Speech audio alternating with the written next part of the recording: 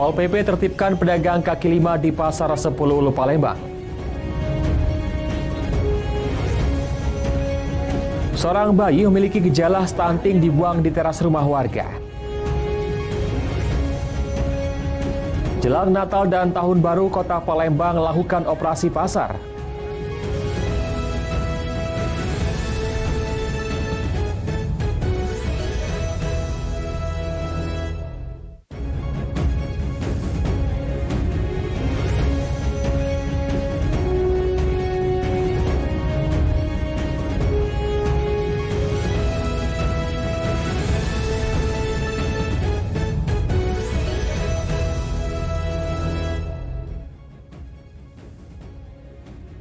Selamat pagi, apa kabar pemirsa? Senang sekali saya dapat menjumpai Anda dalam Lintas iNews Sumsel. 3 sajian informasi tadi mengawali jumpa kita pada pagi hari ini.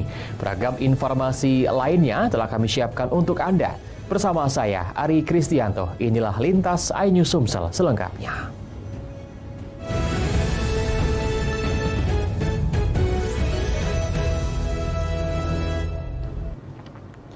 Kita awali informasi pertama, pemirsa. Petugas Pol PP Kota Palembang menertibkan pedagang kaki lima yang berjualan di bahu jalan di sepanjang Pasar 10 Ulu Palembang yang mengakibatkan kemacetan.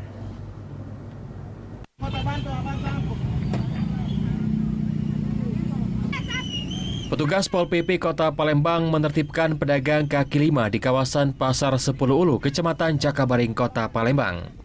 Satu persatu barang milik pedagang yang masih berdagang di bahu jalan dilakukan penertiban dengan cara mengangkatnya untuk dipindah. Penertiban dilakukan karena jalanan di kawasan pasar ini sering terjadi kemacetan. Diakui kemacetan disebabkan oleh pedagang berjualan di bahu jalan. Penertiban bukan berbentuk pengusiran, namun diminta pedagang tidak melebar sampai ke jalan. Yang mana pedagang yang berdagang di badan jalan, bahu jalan, di lahan parkir, fasilitas umum kita tertibkan, ya, demi kelancaran arus lalu lintas yang pagi ini memang cukup padat. Jadi ini kalau untuk yang bandel ini seperti apa, Pak? Untuk sementara ini karena kita sudah lama tidak menertibkan di sini, kita persuasif dulu. Jadi kita himbau mereka masuk ke dalam pasar 10 Ulu atau tidak melanggar dari aturan kota.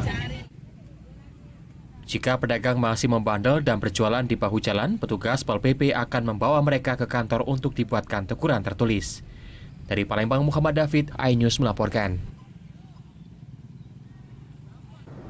Seorang bayi perempuan diperkirakan berusia 2 tahun ditemukan di teras rumah warga Bandar Agung Lahat. Saat ditemukan, kondisi bayi stunting ini dalam kondisi sakit dan memprihatinkan.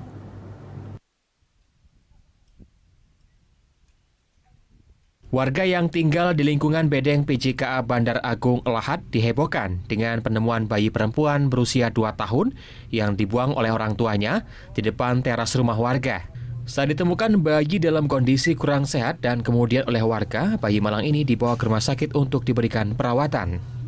Saat ditemukan oleh warga, bayi yang memiliki penyakit gejala stunting atau kurang gizi ini terkapar di teras rumah warga tanpa alas dan pakaian, menangis saat warga terbangun untuk sholat subuh. Diduga kuat, bayi malang ini sengaja dibuang oleh orang tuanya di teras rumah milik warga. Itu jam 5 itu kan, jam 5 itu dengar suara bayi nangis, kekira anak tetangga. Ya itu kami buka pintu jam 8, baru buka. Jelas ada bayi itu. Kondisinya macam mana, Bu? Kondisinya ini, apa tuh? Miring Pak ya? Miring. Rokok. Tengkurap dia. Tapi masih ada tenaga. Masih ada nyamuknya, yo. Lemas ya, Bu ya? Yo, lemas, yo. Oleh warga, bayi yang masih dirawat di rumah sakit ini sepakat untuk mereka jaga secara bergantian. Kasus penemuan bayi yang diduga memiliki gejala stunting ini telah ditangani oleh unit PPA Polres Lahat. Dari Lahat, Bala Putra, iNews melaporkan. Mempermudah mencari pekerjaan dan hanya menggunakan hijab di sekolah menjadi alasan Sekolah Menengah Kejuruan atau SMK 2 PGRI Kota Prabumulih mewajibkan siswa melepas hijab saat melakukan sesi foto untuk ijazah. Yayasan Pembina Lembaga Pendidikan YPLP Kota Prabumulih pun mendukung kebijakan sekolah.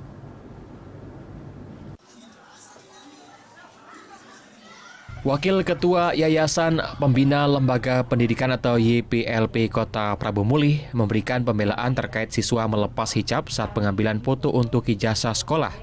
Menurut Amin Jaya, saat ini masih ada perusahaan swasta yang masih mempermasalahkan foto siswa di ijazah yang menggunakan hijab. Untuk itu, pihak sekolah meminta orang tua membuat surat pernyataan yang anaknya tidak diperbolehkan melepas hijab.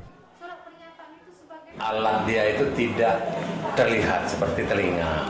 Pada waktu kita mau masuk kerja, biasanya itu di ijazah itu kan tertutup.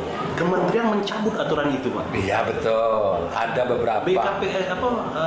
Kemenpan juga mencabut aturan itu, Pak. Iya, benar. Kenapa masih kita pihak sekolah takut ada masalah itu? Iya, kan ada perusahaan-perusahaan yang tidak menurut SMK ini kan ke perusahaannya mungkin tidak ke BUMN, yang biasanya ke swasta biasa, ada yang begitu.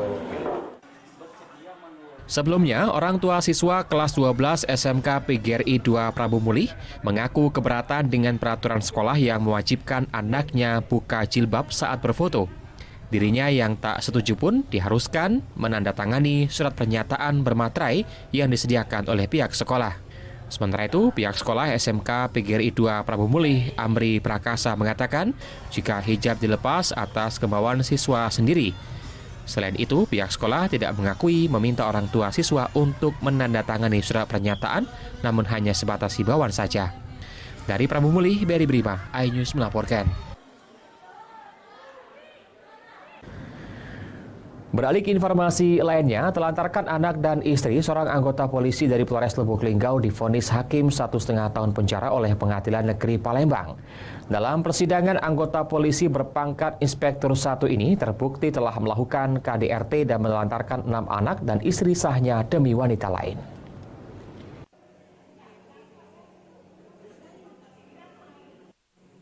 Seorang anggota kepolisian dari Polres Lubuk Linggau yang didakwa kekerasan dalam rumah tangga dan melantarkan anak dan istri akhirnya dijatuhkan vonis selama 1,5 tahun penjara oleh Pengadilan Negeri Palembang pada Selasa lalu. Ibtu Haji dinyatakan bersalah oleh Pengadilan Negeri Palembang yang diketuai oleh Hakim Ketua Mangapul Manulu. Putusan 1,5 tahun penjara lebih rendah 3 bulan dari tuntutan jaksa penuntut umum yang menuntut terdakwa HC dengan hukuman dengan dakwaan jaksa penuntut umum 1,8 tahun penjara. Dalam ketok palu oleh Mangapul Manulu, terdakwa HC terbukti bersalah melanggar pasal 49 huruf A, junto pasal 9 ayat 1, Undang-Undang Nomor 23 Tahun 2004 tentang kekerasan dalam rumah tangga. Sudah tidak mempedulikan saya dengan anak-anak, sudah tidak pulang ke rumah semenjak 2018, semenjak ketahuan ada perempuan lain. Dan saya sudah tidak dinafkahi mulai dari April 2020 sampai sekarang. Dari Palembang, Guntur, iNews melaporkan. Seorang pelaku pencurian yang juga residivis kembali berulah dengan membobol gudang kelengkapan milik Puskesmas di Padang Selasa, Kelurahan Bukit Lama. Pelaku berhasil ditangkap setelah sempat buron selama 2 bulan. Residivis kawakan bernama Rahmat Wisnu digiring petugas Satreskrim Polsek Ilir Berat 1 Palembang.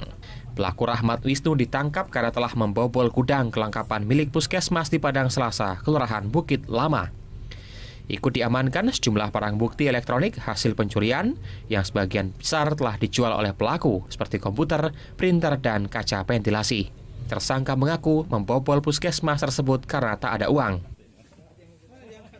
Ekonomi lah untuk masa slot. Jadi slot tak? Tidak loh. Anak berapa? Paling apa waktu itu tangkap? Tanggung PLN. Tanggung PLN. Mana? Di Sementara itu, Kompol Rian Kapolsek Ilir Berat 1 Palembang menyatakan modus tersangka membobol dengan cara masuk membuka kaca ventilasi Puskesmas dan tertangkap pada 2 bulan kemudian di kediamannya. Motifnya ekonomi. Jadi untuk modus operandi tersangka pada pukul 8 malam masuk menerobos ke Puskesmas pustu di Padang Selasa itu melalui kaca ventilasi, kemudian mengambil barang-barang elektronik yang ada di dalam pabrik. Akibat perbuatannya, kini tersangka Rahmat Wisnu harus kembali masuk jeruji besi dan terancam 5 tahun kurungan penjara. Dari Palembang, Guntur, iNews melaporkan. Kejari Prabu Mulih lakukan edukasi hukum ke warga Ibul. Informasi akan kami hadirkan sesaat lagi.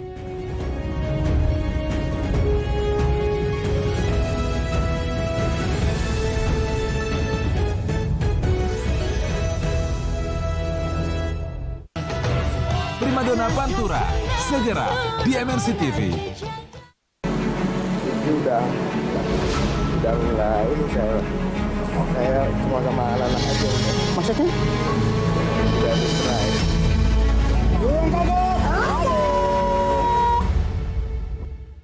Tanya mama yuk. Ayo. Siraman kolbu di MNC TV.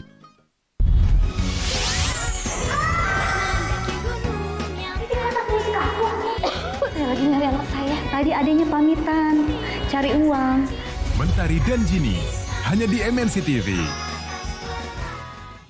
Mau jadi primadona Pantura? Inilah kompetisi dangdut yang mewujudkan mimpimu. Buat wanita usia 17 sampai dengan 35 tahun, punya suara dan goyangan khas. Ikuti audisi online dengan cara ini, atau datang langsung di audisi kota kalian. Sudah saatnya kamu naik panggung yang ditonton satu Indonesia. Plus dapat saweran dari Abang Sawer. Asyik nggak tuh? Primadona Pantura, segera di MNC TV. Rumahnya musik dangdut. Survei membuktikan 100 di MNC TV. Primadona Cirebon dan sekitarnya. Kepriben kabare? Ngerasa punya suara bagus dan jago goyang? Ayo ikut audisi Primadona Pantura di Cirebon, tanggal 16 dan 17 Desember. Siapa tahu kamu bakal jadi artis sing viral. Primadona Pantura di MNC TV, rumahnya musik dangdut. Ibu. Ibu aman. Ada anak. Pacaran. Terus putus sudah lama. Tapi orang tua keduanya nggak mau putus. Yang kawin anaknya apa emaknya? Hidup itu ambil hikmah. Mentari dan Jini, hanya di MNC TV. Primadona Pantura, segera di MNC TV. Survei membuktikan 100 di MNC TV. Tanya mama yuk. Ayo. Siraman kolbu di MNC TV. Saksikan terus program kesayanganmu di kanal digital MNC TV di kota Anda. Primadona Jawa Tengah dan sekitarnya, bersiaplah. Audisi Primadona Pantura siap datang ke Kota Pati. Siap-siap bagi primadona yang suaranya merdu dan goyangnya asik. Ikuti audisinya di tanggal 16 dan 17 Desember. Saatnya kamu terkenal ditonton jutaan orang. Primadona Pantura di MNC TV, rumahnya musik dangdut.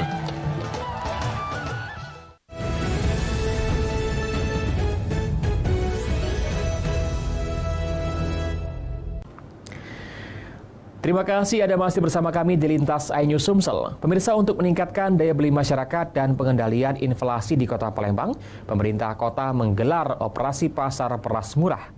Operasi ini digelar secara estafet di tiap kecamatan yang ada di Kota Palembang hingga tutup tahun. Warga berdesakan memadati halaman kantor Camat Ilir Barat 2 Palembang untuk mendapatkan beras murah. Beras yang dijual oleh pemerintah kota ini seharga Rp50.000 per 10 kilogramnya.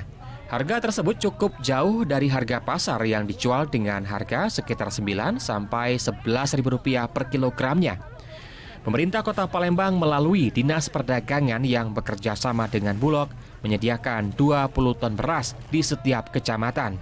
Operasi pasar yang digelar bertujuan untuk meningkatkan daya beli masyarakat dan pengendalian inflasi di Kota Palembang. Data Badan Pusat Statistik Kota Palembang, komoditas beras merupakan salah satu penyumbang inflasi terbesar di Kota Palembang.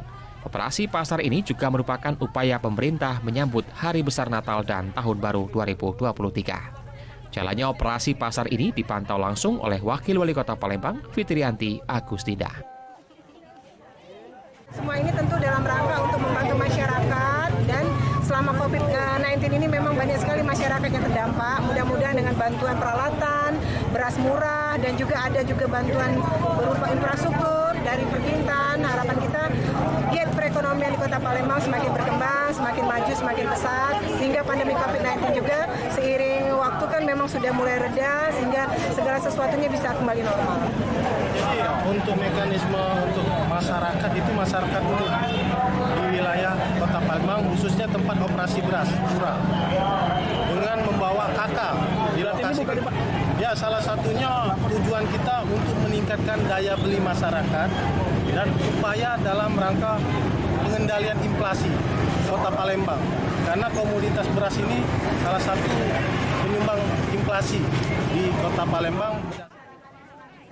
Operasi pasar beras murah digelar sejak 12 Desember hingga akhir Desember dengan menyediakan 20 ton beras di setiap operasi pasar beras murah. Dari Palembang, Erwin Setiawan, iNews melaporkan.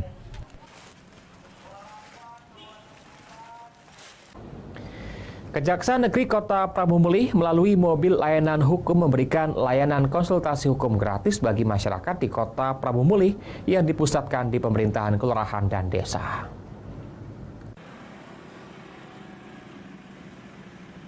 Warga Kelurahan Gunung Ibul, Kecamatan Prabu Mulih Timur, Kota Prabu Mulih ramai manfaatkan layanan konsultasi layanan hukum gratis program Kejaksaan Negeri Kota Prabu Mulih. Masalah rumah tangga serta hutang piutang menjadi dominasi yang dikonsultasikan warga. Kepala Seksi Intelijen Kasih Intel Kejaksaan Negeri Kota Prabu Mulih, Anjasra Karsa mengatakan, tujuan mobil layanan masuk kelurahan dan desa untuk mengedukasi tentang peraturan hukum pidana dan perdata kepada masyarakat agar dapat menghindari segala bentuk perbuatan yang dapat dikenakan hukum. Edukasi masyarakat tentang hukum, agar masyarakat dapat mengenal hukum, sehingga tujuan kita dengan masyarakat mengenal hukum, maka masyarakat tersebut dapat menghindari yang namanya hukuman. Jadi masyarakat tahu apa yang salah, apa yang benar, apa yang harus dilakukan bila terjadi tidak hukum di masyarakat juga sudah teredukasi dengan kegiatan ini. Mobil layanan hukum merupakan bantuan Kejaksaan Agung Republik Indonesia sebagai bentuk apresiasi atas pencegahan serta edukasi yang telah dilakukan Kejaksaan Negeri Prabu Mulih.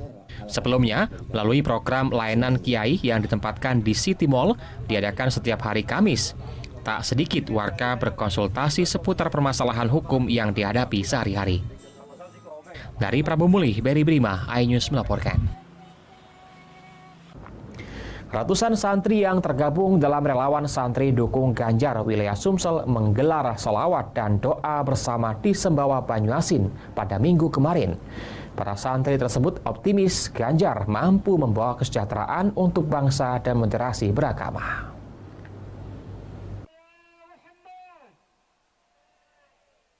Ratusan santri yang tergabung dalam relawan santri dukung Ganjar wilayah Sumsel menggelar gema sholawat Ganjar Pranowo Presiden 2024 dan doa bersama di Kecamatan Sembawa Banyuasin Minggu kemarin. Ratusan masyarakat yang dominan kaum ibu-ibu ini dengan khusyuk berikhtiar memanjatkan doa dan bersolawat, mendoakan keselamatan Indonesia serta berharap mendapatkan pemimpin yang mampu membawa kesejahteraan untuk bangsa dan moderasi beragama. Alasan para santri mendukung Ganjar adalah karena pemimpin berambut putih tersebut memiliki sifat religius.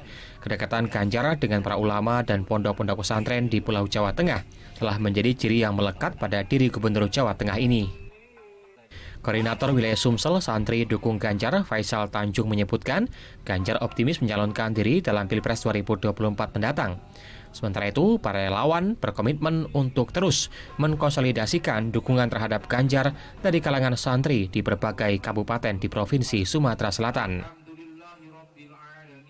SDG memandang Pak Ganjar, bahwasanya Pak Ganjar ini adalah sosok pemimpin yang religius, yang selalu mengetuk pondok pesantren yang selalu mengutamakan kiai. Beliau juga adalah sosok pemimpin yang selalu bergandengan dengan masyarakat, selalu ada untuk masyarakat.